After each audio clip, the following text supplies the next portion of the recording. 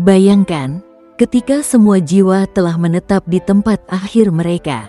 Surga bersinar penuh cahaya, neraka sunyi tertutup rapat.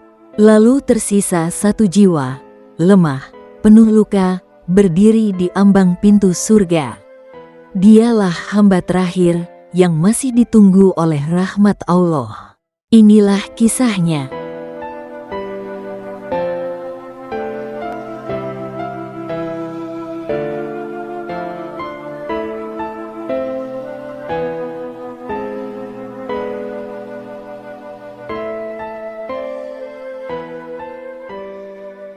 Assalamualaikum warahmatullahi wabarakatuh.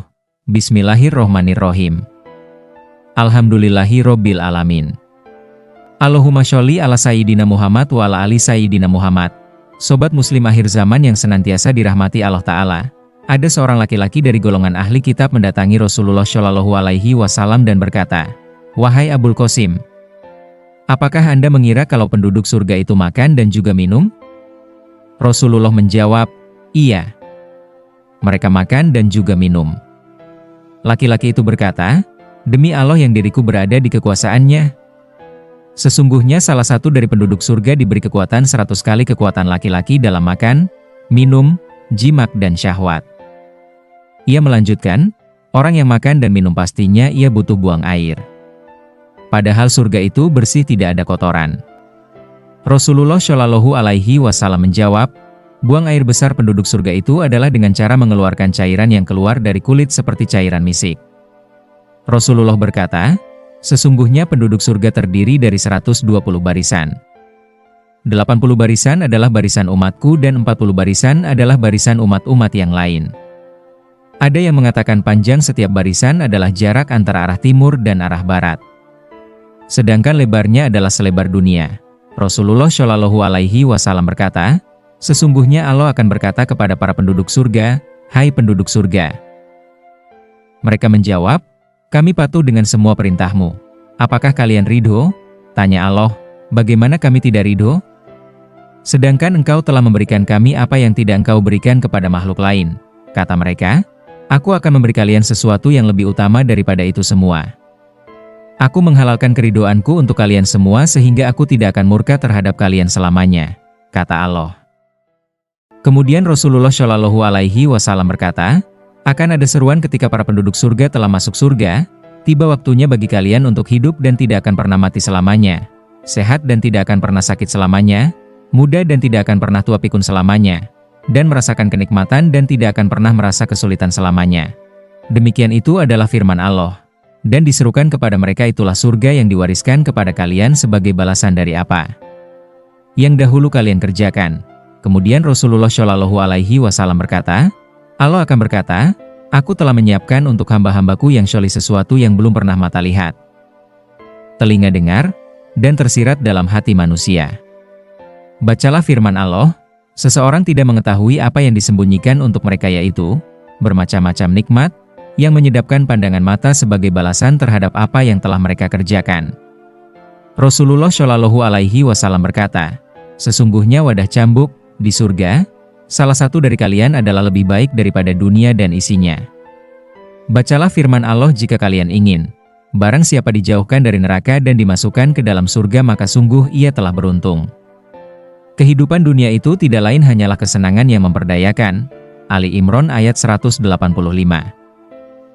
Sesungguhnya di dalam surga terdapat sebuah pohon yang andaikan seorang pengendara berjalan melewati tempat bayang-bayang teduhan pohon tersebut selama 100 tahun niscaya, ia tidak akan selesai melewatinya. Bacalah firman Allah jika kalian ingin. Dan naungan yang terbentang luas dan air yang tercurah dan buah-buahan yang banyak yang tidak terhenti buahnya dan tidak terlarang mengambilnya dan kasur-kasur yang tebal lagi empuk. Al-Waqiah ayat 30-34. Diriwayatkan dari Mughirah bin Syu'bah radhiyallahu anhu dari Rasulullah Shallallahu Alaihi Wasallam bahwa beliau bersabda, Musa alaihi salam bermunajat kepada Allah dan berkata, "Ya Allah, beritahu saya orang yang paling terakhir masuk surga dan berapakah bagian surga untuknya?" Allah menjawab, "Hai Musa, tidak ada seorang muslim yang tersisa di neraka kecuali seorang laki-laki yang aku keluarkan dari neraka dengan rahmatku." Kemudian ia berdiri berhenti di pintu surga. Aku berkata kepadanya, "Masuklah ke dalam surga." Ia berkata, "Bagaimana aku bisa masuk surga sedangkan orang-orang telah mengambil tempat dan derajat mereka? Sedangkan tidak ada lagi bagian dan tempat surga yang tersisa untukku. Hai hambaku, apakah kamu ridho dengan bagian tempat di surga yang seukuran 2 kerajaan dunia?" "Aku ridho," jawabnya, "masuklah ke dalam surga. Bagianmu adalah 2 kali lipat tempat yang seukuran 2 kerajaan dunia itu." Rasulullah Shallallahu Alaihi Wasallam menjelaskan bahwa tempat tersebut adalah seukuran tanah Khurasan, Irak, Yaman dan Syam. Kemudian Musa alaihi salam bertanya lagi kepada Allah, "Ya Allah, beritahu aku siapakah yang pertama kali masuk ke dalam surga dan berapakah bagian surga untuknya?" Allah menjawab, "Hai Musa, sulit untuk diukur. Mereka adalah orang-orang awal yang aku telah mempersiapkan untuk mereka bagian surga yang sama sekali belum pernah mata lihat, telinga dengar dan tersirat di dalam hati manusia." Hadis di atas ini dikuatkan dengan hadis yang diriwayatkan dari Abu Hurairah dari Rasulullah Shallallahu Alaihi Wasallam bahwa beliau bersabda, "Sesungguhnya orang yang paling terakhir masuk surga akan mendapatkan bagian dan tempat yang andaikan Adam dan keturunannya dikumpulkan menjadi satu dalam tempat tersebut maka akan muat tempatnya dan hidangannya."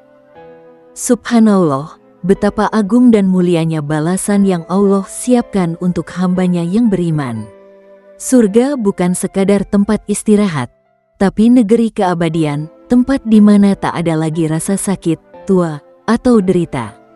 Hanya kenikmatan yang belum pernah terbayang oleh mata, telinga, maupun hati manusia selama hidup di dunia. Semoga kita termasuk dalam barisan yang diridhoi Allah, yang kelak diseru, "Masuklah ke dalam surgaku dengan penuh kemuliaan dan keridhoanku."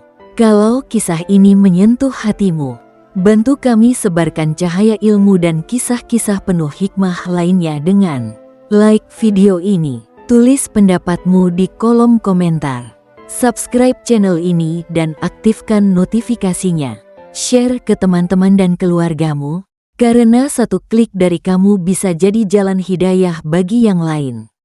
Sampai jumpa di kisah inspiratif selanjutnya, insya Allah. Wallahu a'lam bis-shawab.